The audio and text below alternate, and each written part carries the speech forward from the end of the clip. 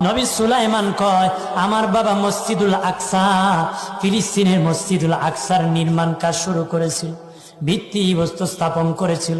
এই মসজিদুল আকসা ফিলিস্তিনের মসজিদের ভিত্তি স্থাপন করেছিলেন নবী হযরতে দাউদ আলাইহিস সালাম। সুলাইমান নবী বলেন আমার বাবা পারে নাই কমপ্লিট করতে, আমি আমার বাবার অসম্পূর্ণ কাজটা সম্পূর্ণ করব, কারণ আমার আল্লাহ জিন জাতিকে আমি সুলাইমানের আন্ডারে দিয়েছে। জিন জাতিকেও আমি সুলাইমানের আন্ডারে দিয়েছে, যেন জিন জাতি দিয়া আমি আমার মসজিদুল আকসা বাইতুল মুকাদ্দাসের কাজ করাবো, কারণ আমার বাবা ভিত্তি স্থাপন করেছিল, কমপ্লিট করতে পারে নাই, আমি বাকি সম্পূর্ণ কাজটা জিন জাতি দিয়া। নবী সুলাইমান জিন জাতিকে ডেকে বললেন, জিন জাতি, দুনিয়ার মাটির নিচে স্বর্ণ কোথায় আছে রে?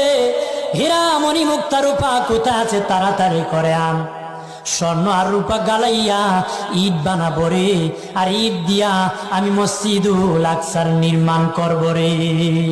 জিন জাতি সুলাইমান নবীর আন্ডারে, সুলাইমান নবীর কাছে কঞ্চা আছে, বেত আছে, আন্টি আল্লাহ দিয়েছিল, সব আন্ডারে চলে এসো। জিন জাতীয় নবী সুলাইমানকে ভয় পেত, অর্ডার করার সাথে সাথে তারা জমিনের নিচে স্বর্ণ রূপাগুলো বাহির করে আনা শুরু করলো।